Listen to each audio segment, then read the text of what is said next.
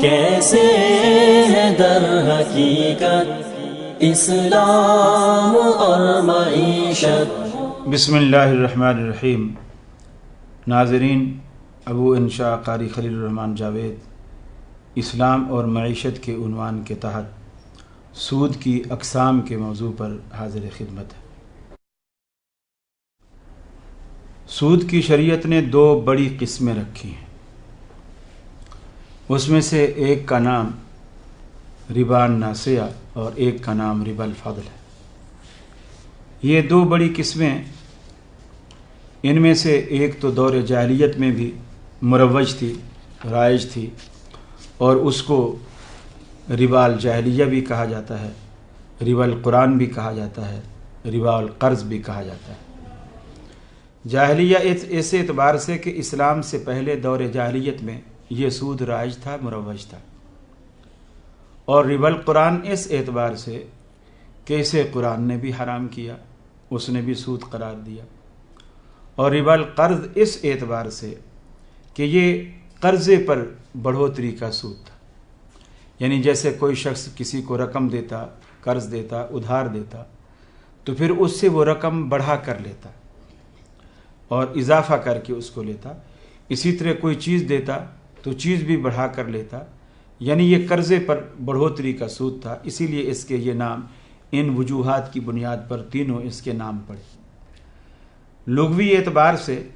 صاحب محیط فی اللغہ نے اس کا لکھا ہے کہ ناسیہ کی وضاحت کرتے ہوئے کہا کہ یہ جوئے کی مانند ایک ایسا مال ہے کہ جس کی واپسی کی امید نہ ہو۔ جوئے میں بھی جب انسان وہ رقم ہار جاتا ہے، پھر وہ ہاری ہوئی رقم کی واپسی کی اسے امید نہیں ہوتی، تو یہ ناسیہ اس اعتبار سے کہا گیا ہے کہ جب وہ سود دینے والا وہ رقم سود میں دیتا ہے تو اس کی واپسی کی پھر اسے امید نہیں رہتی۔ اسی طرح یہ ایک ایسا سود ہے اور ایسی چیزوں میں بھی رکھا گیا۔ حضرت عمرو بن عاص رضی اللہ تعالی عنہ سے مروی ہے، فرماتے ہیں کہ رسول اللہ صلی اللہ علیہ وسلم نے حکم کیا، آپ کا حکم یہ تھا کہ انہیں صدقہ کے یعنی زکوٰۃ میں آنے والے زمانہ میں مستقبل کے اونٹوں پر ادھار اونٹ لینے کا حکم فرمایا، یعنی رسول اللہ صلی اللہ علیہ وسلم نے انہیں یہ حکم دیا کہ جب ہمارے زکوٰۃ میں اونٹ آئیں گے اس وقت ہم ان لوگوں کو دے دیں گے، لیکن ان کے بدلے میں ہمیں ابھی اونٹ چاہیے ادھار،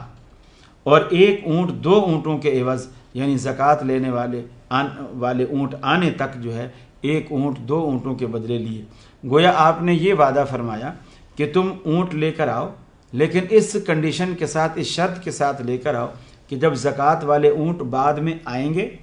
ہم تمہیں دو دیں گے، اور اس وقت تم ہمیں ایک اونٹ دو۔ ابن منذر کہتے ہیں کہ یہ بات بھی ثابت ہے کہ رسول اللہ صلی اللہ علیہ وسلم نے ایک غلام کو دو غلاموں کے بدلے اور ایک لونڈی کو 7 لونڈیوں کے بدلے آپ نے خریدا۔ تو اس حدیث کی روشنی میں جو ہمیں ثابت ہوتا ہے، اس سے جو کچھ ظاہر ہوتا ہے کہ جب بھی کسی سودے میں جنس اور علت کے اعتبار سے دونوں عوض مختلف ہو جائے، یعنی سودے میں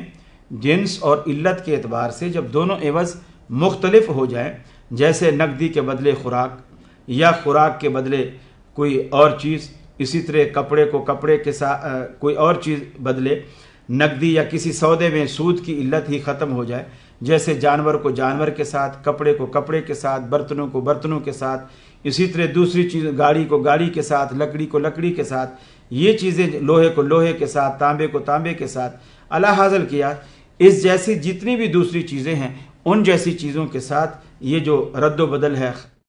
جن میں یعنی جنس ایک جیسی ہے اور اس میں کوئی رد و بدل نہیں، تو ایسی اس جیسی سود کی علت ان میں نہ پائی جاتی ہو تو اس وقت سود کی مقدورہ دونوں صورتیں ربا الفضل اور ربا الناسیہ ختم ہو جاتی ہیں۔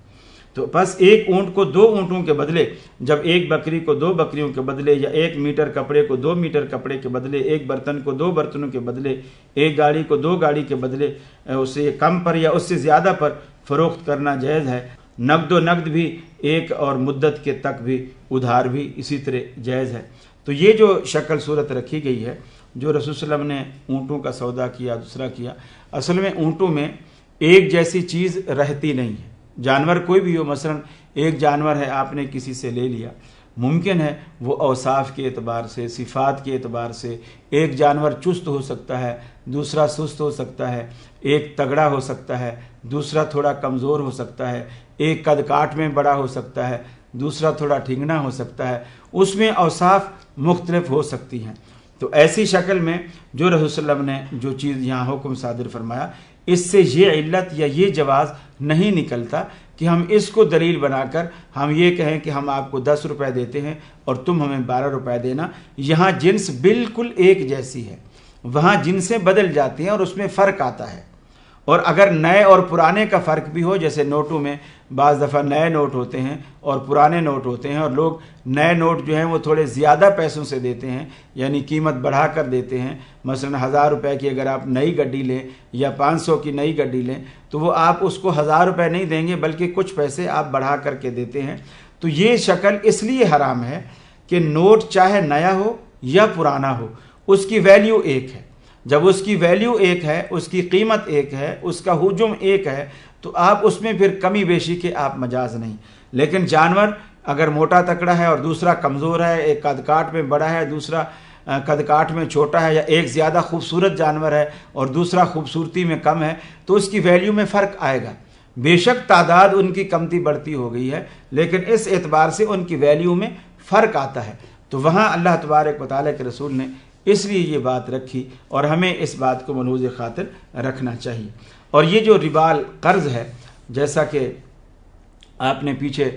سنا آپ نے ابھی کہ اس کی 2 بڑی قسمیں ہیں، ربا ناسیہ اور ربا القرض۔ یہ جو 2 بڑی قسمیں ہیں، ان کے اندر یہ جو دوسری قسم ہے وہ ربا الفاضل ہے، اور ربا القرض یہ جو ہے اسی کی ایک قسم ہے جو آپ پیچھے سن آئے ہیں کہ ربا ناسیہ کا ایک نام ربا ناسیہ بھی ہے، اسے ربا الجاہلیہ بھی کہا جاتا ہے، ربا القرض بھی کہا جاتا ہے، اس لیے کہ یہ قرض کے اوپر سود ہے۔ کہ اور رسول اللہ صلی اللہ علیہ وسلم نے اس کے لیے اتنی صراحت فرمائی، آپ نے فرمایا اذا اقرض فلا یاخذ ہدیۃ، کہ جب کوئی شخص کسی کو قرض دیتا ہے تو وہ اس سے تحفہ بھی قبول نہ کرے۔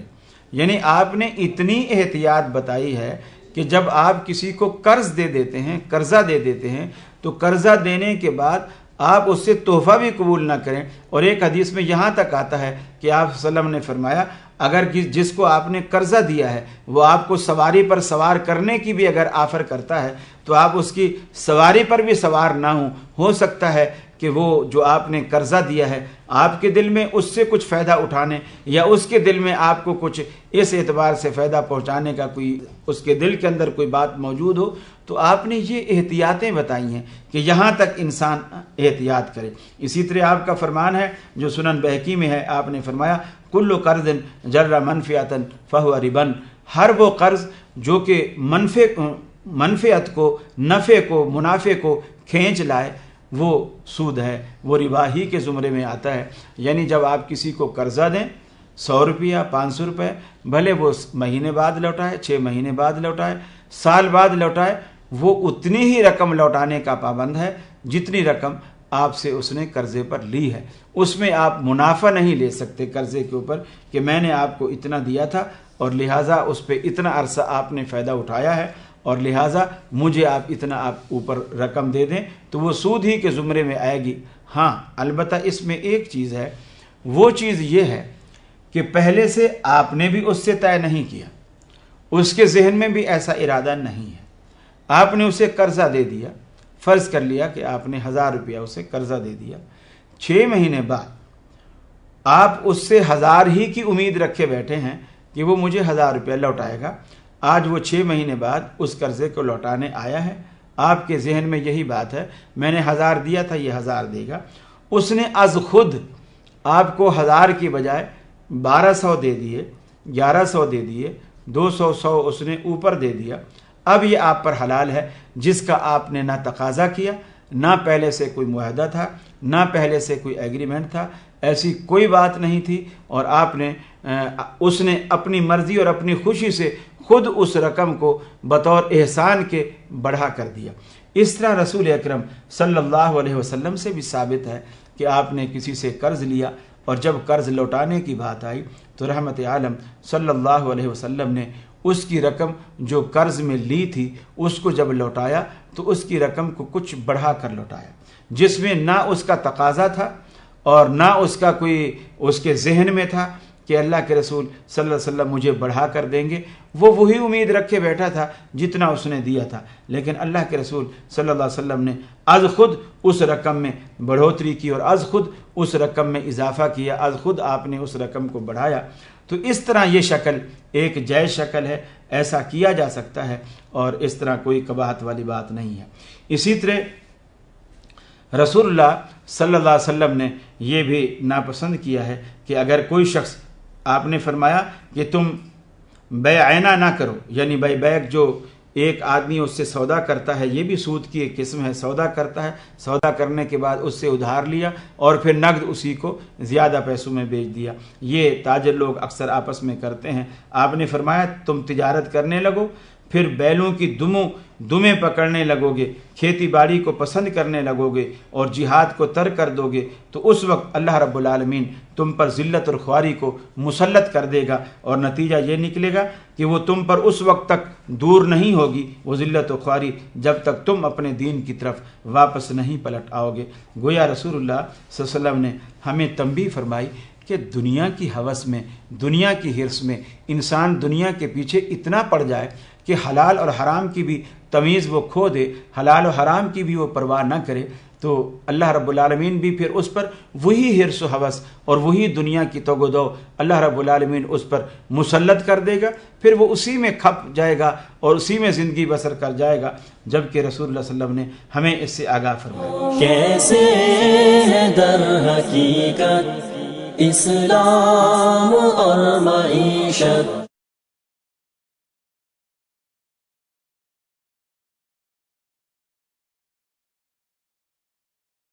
کیسے ہے در حقیقت اسلام اور معیشت۔ یہ جو دوسری بڑی قسم ہے وہ ربا الفضل ہے، اس کے بارے میں رسول اللہ صلی اللہ علیہ وسلم نے جو ہمیں ہدایات دی ہیں وہ بھی میں آپ کے گوش گزار کرنا چاہتا ہوں۔ اس کو ربا الفضل کو ربا نقد بھی کہا جاتا ہے، ربا البیع بھی کہا جاتا ہے اور ربا الحدیث بھی کہا جاتا ہے، یعنی اسے حدیث، وہ ربا القرآن تھا جو قرآن نے اسے متعارف کروایا، اور یہ ربا الحدیث ہے جسے حدیث نے اسے متعارف کروایا، اور یہ نقدی کی صورت میں بھی ہے اور بیع اور تجارت کی صورت میں بھی ہے۔ اس اعتبار سے اسے ربا البیع بھی کہا گیا، ربا نقد بھی کہا گیا اور ربا الحدیث بھی کہا گیا۔ ایک ہی جنس کا سودا جب آپ اسی طرح کی جنس کے ساتھ کرتے ہیں کہ ایک چیز مقدار میں کم ہوتی ہے اور دوسری چیز مقدار میں زیادہ ہوتی ہے، تو یہ سود کے زمرے میں آتی ہے اور اسے ربا الفضل کہا جاتا ہے۔ بے شک آپ کی چیز اور اس کی چیز میں ویلیو میں فرق کیوں نہ ہو، آپ کی جنس اور اس کی جنس میں بے شک ویلیو میں فرق کیوں نہ ہو، تو جب فرق بھی ہو تو اللہ تبارک و تعالیٰ کے رسول صلی اللہ علیہ وسلم نے اس کا سودا کرتے وقت اس کو کمتی بڑھتی کو ناجائز قرار دیا، اور اس کا حل یہ بتایا، جیسے مثال کے طور پر آپ صلی اللہ علیہ وسلم کے سامنے خیبر کی کچھ کھجوریں پیش کی گئیں اور وہ بہت عمدہ کھجوریں تھیں، تو بڑی جنیب کھجوریں تھیں۔ رسول اللہ صلی اللہ علیہ وسلم نے کھجوریں پیش کرنے والے سے پوچھا کیا خیبر کی ساری کھجوریں اسی طرح کی عمدہ ہیں؟ اس نے کہا نہیں یا رسول اللہ، ساری کھجوریں تو خیبر کی ایسی عمدہ نہیں ہیں، ہم لوگ ایسا کرتے ہیں جو ہمارے پاس ذرا گھٹیا قسم کی، چھوٹے سائز کی، اس طرح کی کم گودے والی کھجوریں ہوتی ہیں، ہم ان کے کچھ زیادہ سا ان کو دے دیتے ہیں اور ان سے کچھ کم سا اچھی اور عمدہ کھجوروں کے لے لیتے ہیں۔ آپ نے فرمایا یہ تو سود ہے، یہ تو سود ہے، حالانکہ ویلیو میں دونوں بظاہر فرق ہے کہ ایک گھٹیا کھجور ہے، اسی طرح چاول ہو سکتے ہیں، اسی طرح گندم ہو سکتی ہے، چاول بعض 50 روپے کلو والے ہیں، بعض 100 روپے کلو والے ہیں، بعض 150 200 تک کے کلو والے ہیں، تو اس کے چاول کی بھی ایک کوالٹی ہے، اسی طرح کھجور میں بھی یعنی عمدہ بھی ہیں، گھٹیا بھی ہیں، ہر اعتبار سے ہے، مختلف نسلیں ہیں، سب کچھ ہے، لیکن وہ جنس ایک ہے۔ رسول اللہ صلی اللہ علیہ وسلم نے فرمایا کہ اس کا حل آپ نے یہ بتایا، آپ نے فرمایا کہ جب تم عمدہ کھجوریں لینا چاہتے ہو اور تمہارے پاس گھٹیا کھجوریں ہیں اور ان کو دینا چاہتے ہو اور دونوں کا آپس میں تبادلہ کرنا چاہتے ہو، تو اس جنس کا تبادلہ جنس کے ساتھ نہ کرو، بلکہ اس جنس کو جو گھٹیا ہے تمہارے پاس، اس کو رقم کے عوض درہم و دینار کے عوض الگ بیچ دو، اس سے جو پیسہ آئے وہ جو عمدہ کھجوریں ہیں ان کو اس پیسے سے الگ خرید لو، یعنی ان عمدہ کھجوروں کو بھی پیسے کے بدلے خریدو اور اپنی گھٹیا کھجوروں کو بھی پیسے کے بدلے بیچو، یعنی جنس کے بدلے جنس نہ بیچو، اور اگر جنس کے بدلے جنس بیچو اور خریدو تو پھر یہ ہے کہ تم اس میں کمتی بڑھتی نہ کرو، پھر مقدار وہی رکھو گے۔ چاہے تمہاری گھٹیا کھجوریں ہیں، اگر ایک سا دیتے ہو تو وہ بھی عمدہ کھجور کا ایک سا دینے کا پابند ہے۔ اگر ایسا نہیں کر سکتے تو پھر دونوں الگ الگ اس کو بجائے جنس کے تبادلے کے اس کو قیمت سے تبادلہ کرو، پیسے سے تبادلہ کرو، کرنسی سے تبادلہ کرو، اس کی کھجوریں پیسے سے خریدو اور اپنی کھجوریں بھی پیسے سے بیچو۔ اسی طرح ایک ہی جنس کا جو سودا ہے اسی طرح کی جنس کے ساتھ برابر مقدار میں اور نقد و نقد کیا جائے، یعنی یہ بھی شرط ہے کہ مقدار میں، وزن میں، حجم میں برابر ہو، اور یہ بھی شرط ہے کہ نقد و نقد ہو، لیکن ایک چیز نقد اور دوسری چیز ادھار ہو تب بھی سود ہے، اور اسی کو ربا ناسیہ کہا جاتا ہے، یعنی اگر ایک چیز ہم نقد رکھیں گے اور دوسری ادھار رکھیں گے، اگر مقدار میں کمی بیشی کریں گے تو وہ ربا الفضل ہے، اور اگر ہم ادھار کریں گے کہ ایک چیز ہم نے آج دے دی، نقد دے دی، اور پھر دوسری چیز جو ہے وہی جنس جو ہے وہ ہم نے بعد میں رکھی ادھار، اور تب بھی رسول صلی اللہ علیہ وسلم نے اسے ایک ہی جنس کے اندر اس کو ادھار کرنے کو آپ نے اسے بھی ربا ناسیہ قرار دیا۔ یہ جو ربا الفضل ہے یہ سود کی ایک ایسی قسم ہے کہ صرف جسے اسلام ہی نے متعارف کروایا ہے، اس سے پہلے اسلام کے اندر یہ چیز موجود نہیں تھی۔ ربا الفضل ایک ایسا سود ہے جسے صرف اسلام ہی نے متعارف کروایا ہے، اور میں سمجھتا ہوں کہ لوگ شاید آج تک بھی اس کو سمجھنے سے قاصر ہیں اور سود اس کو نہیں سمجھتے کہ اگر وہ مختلف جنسیں بھلے وہ ویلیو کے اعتبار سے ایک دوسرے میں فرق ہے اور کمتی بڑھتی ہیں اور انہی کا تبادلہ انہی کے ساتھ ہو تو آپ مقدار میں فرق کر کے نہیں کر سکتے، لیکن ہمارے معاشرے میں یہ چیزیں مروج ہیں اور بظاہر اسے کوئی سود یا ناجائز تصور نہیں کرتا، لیکن اسلام نے اسے سود قرار دیا ہے اور یہ ربا الفضل کے زمرے میں آتا ہے، جس کی مثال میں آپ کو کھجوروں کے حوالے سے دے چکا ہوں۔ اسی طرح رسول اللہ صلی اللہ علیہ وسلم کا ایک اور فرمان ہے کہ آپ صلی اللہ علیہ وسلم نے فرمایا الذهب بالذهب والفضة بالفضة والبر بالبر والشعير بالشعير والتمر بالتمر والملح بالملح مثلا بمثل يدا بيد فمن زاد، فرمایا جو بھی اس سے زیادہ کرے گا، جو سونا سونے کے بدلے، چاندی چاندی کے بدلے، گندم گندم کے بدلے، جو جو کے بدلے، کھجور کھجور کے بدلے، اور اسی طرح نمک نمک کے بدلے جو بھی آپس میں تبادلہ کرے دے، تو فرمایا مثلم بمثلن، پہلی شرط تو یہ ہے کہ وہ ایک جیسی ہو، یعنی مقدار کے اعتبار سے اگر 1 کلو میں نے دیا ہے تو 1 ہی کلو لینے کا مجاز ہوں، 5 کلو دیے ہیں تو 5 ہی کلو واپس لینے کا مجاز ہوں، اور دوسری فرمایا یدم بیدن، یعنی وہ بالکل نقد و نقدی ہو، وہ ایک ہاتھ دے دوسرے ہاتھ لے، چونکہ اگر اس میں بھی ادھار کرے گا تو وہ شکل جو ہے وہ سود کے زمرے میں چلی جائے گی، جو بھی فرمایا اس میں بڑھوتری کرے گا وہ سود کے اندر آ جائے گی۔ اسی طرح رسول اللہ صلی اللہ علیہ وسلم نے یہ جو 6 چیزیں یہاں بیان کی ہیں یہ بطور ماڈل کے ہیں، اس کا مطلب یہ نہیں کہ صرف انہی 6 چیزوں کے اندر ہم کمتی بڑھتی نہیں کر سکتے اور باقی جتنی چیزیں ہیں ان میں ہم کمتی بڑھتی کرتے رہیں، بلکہ ان 6 چیزوں کو رسول اللہ صلی اللہ علیہ وسلم نے یوں سمجھیے کہ ماڈل کے طور پر ہمارے سامنے رکھا ہے، یعنی ماڈل ایک ہمیں دیا ہے کہ یہ ایک سیمپل ہے، مثال ہے سمجھانے کے لیے کہ یہ ایک فارمولہ ہے کہ باقی چیزیں اسی پر منطبق ہوتی چلی جائیں گی۔ یہ فارمولہ اس اعتبار سے کہ جیسے الذهب والفضہ جو آپ نے فرمایا سونا اور چاندی، یہ سونا اور چاندی جو ہے یہ زر مبادلہ اور معدنیات کے حکم کے اندر ہے، یعنی جتنی بھی زر مبادلہ کی چیزیں ہیں اور معدنیات کا حکم ہے وہ ساری کی ساری چیزیں جو ہیں وہ اس کے اندر داخل ہیں، اور ان کو ہم جب بھی تبادلہ کریں گے نقد و نقدی کریں گے اور برابر مقدار میں کریں گے۔ اسی طرح البر اور الشعیر، یہ 2 چیزیں گندم اور جو، ان کا اطلاق تمام اجناس پر ہوتا ہے، यानी ये अजनास का मॉडल है, जितनी भी अजनास हैं उन पर इसका इतलाक होगा। तो जब भी जिनसें, चाहे आपने इसमें चावल का नाम नहीं लिया, चावल इसमें शामिल है, आपने मकई का नाम नहीं लिया, मकई इसमें शामिल है, दूसरी चीज़ों का, दालों का, बाजरे का, जिस चीज़ का भी आपने नहीं लिया, जितनी भी फूड्स वाली चीज़ें हैं उसमें, यानी अजनास वाली जो चीज़ें हैं, उन सारी की सारी इस फार्मूले के अंदर शामिल है। इसी तरह अतम्र कहकर रसूल सल्लम ने खजूर का जिक्र फरमाया, और बाद रिवायतों में ज़बीब का भी जिक्र आया है, किशमिश के लिए भी आपने ये अल्फाज कहे हैं। तो ये जो है, इनका इतलाक तमाम फलों के ऊपर होगा। अगरचे आपने अंगूरों का नाम नहीं लिया, अब आपने सिर्फ खजूर या किशमिश का नाम लिया है, आपने इसमें सेब का नाम नहीं लिया, आम का नाम नहीं लिया, दूसरे फलों का नाम नहीं लिया, माल्टे किनों का नाम नहीं लिया, तो बेशक नाम नहीं लिया, लेकिन तमर कहकर वो एक फार्मूला बता दिया कि जितने भी फल हैं वो सब इस ज़िमन में दाखिल हैं और इसको शामिल है। इसी तरह मिल कहकर नमक का इतलाक कूद के ऊपर, यानी फूड्स के ऊपर होता है। तो इसलिए तमाम तर वो अशिया जो फूड्स में शुमार होती हैं, जैसे मिसालें हैं, हल्दी है और दीगर अशिया हैं, अशिया सर्फ है, इस तरह की जो इनसे रिलेटेड हैं, इनसे ताल्लुक़ और लिंक रखती हैं, वो सारी की सारी इन 6 बातों के अंदर वो शामिल हैं। ये हमारे पास बतौर मॉडल के ये चीज़ आ गई है और हम बतौर मॉडल के इन्हें इख्तियार करने पर मजबूर हैं, इसलिए कि रसूलुल्लाह सल्लल्लाहु अलैहि वसल्लम का फरमान है। और ये सूद की 2 बड़ी किस्में हैं। अगर हम इसमें फ़र्क करेंगे, जिस तरह बाज़ दफ़ा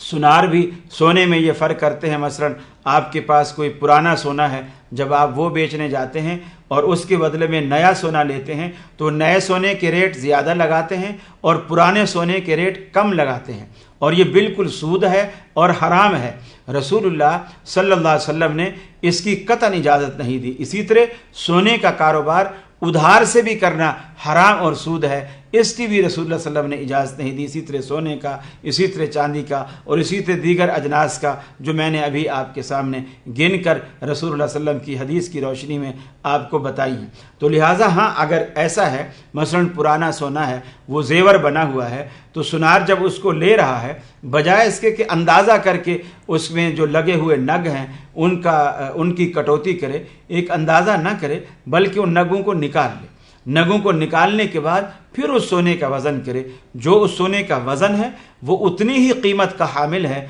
जितनी कीमत का सोना, कच्चा सोना या नया सोना आपसे लिया जा रहा है। अलबत्ता उसमें करेट में फ़र्क ना हो। हाँ, अगर सोने के करेट में फ़र्क है कि ये कोई 18 करेट का है, कोई 24 करेट का है, कोई 22 करेट का है, अगर करेट के एतबार से दोनों एक जैसे हैं तो नए और पुराने के एतबार से आप फ़र्क नहीं कर सकते। जिस तरह नोट में आप नए और पुराने के एतबार से फ़र्क नहीं कर सकते, अगरचे लोग ऐसा करते हैं। हम देखते हैं मार्केटों के अंदर बहुत सारे लोग बैठे हुए हैं, वो जो नए नोट रखते हैं आप पुराने देते हैं। ईदैन के मौके पर ख़ास कर ऐसा होता है, और वो नए नोट जो है वो ज़्यादा पैसों से आपको देते हैं। शरन ये हराम है। वो उसके ऊपर अगर कमा भी रहे हैं तो वो सूद कमा रहे हैं, और अपने बच्चों के लिए भी वो सूद लेके जा रहे हैं, और अपने बच्चों के पेट में भी सूद ही डाल रहे हैं। इसी तरह हमने बस स्टॉपों पर ऐसे लोग भी देखे हैं जो बूढ़े बूढ़े खड़े होते हैं, वो खुले पैसे बेच रहे होते हैं बंधे पैसों के बदले में, और बस वालों को खुले पैसों की चेंज की ज़रूरत होती है। वो उन्होंने 58 54 की गड्डियाँ बना के रखी होती हैं, और वो उनसे लेते हैं, और उसमें से 1 रुपए के अगर वो छुट्टा भी देंगे तो उसमें से 1 54 कम करके देंगे। तो ये इस तरह ये चीज़ नाजायज़ है, चाहे वो खुला पैसा हो चाहे बंधा पैसा हो। वैल्यू के एतबार से चूँकि वो एक हैं, तो इस जिन्स की चूँकि जिन्स एक है, इस एतबार से आप इसमें कमी बेशी नहीं कर सकते। इस कमी बेशी को शरीयत ने सूद करार दिया है। इसी तरह रसूलुल्लाह सल्लल्लाहु अलैहि वसल्लम ने और भी दूसरी कई शक्लें हैं जो आप सल्लल्लाहु अलैहि वसल्लम ने बयान फरमाई हैं। तो हमें हर शक्ल से जो है वो इज्तनाब करना चाहिए और बचना चाहिए, और सूद से हमेशा हमेशा इंसान दूर रहे, क्योंकि सूद से बढ़कर कोई लानत नहीं। इससे मईशत भी तबाह होती है, अल्लाह के साथ ऐलान जंग भी होता है। जिस तरह आप अगली नशस्तों में सुनेंगे कि अल्लाह तबारक व तआला ने सूद की इतनी हुर्मत कुरान मजीद में बयान की और रसूलुल्लाह सल्लल्लाहु अलैहि वसल्लम ने हदीस में बयान की, बल्कि रसूलुल्लाह सल्लल्लाहु अलैहि वसल्लम ने एक हदीस में इसे माँ के साथ निकाह करने के मुतरादिफ करार दिया। जैसे कोई शख्स ماں سے نکاح کرے، سود کھانا ایسا ہے اور یہ اتنا بڑا جرم ہے۔ تو اللہ رب العالمین سے دعا ہے اللہ مجھے بھی اور آپ کو بھی اس سے بچائے رکھے۔ وآخر دعوانا الحمدللہ رب العالمین۔ السلام علیکم۔ کیسے ملے گی برکت اور کیا ہے وجہ ذلت، جائز ہے نفع کتنا، کیا سود کی ہے حرمت، کیسے ہے در حقیقت اسلام اور معیشت، کیسے ہے در حقیقت اسلام اور معیشت۔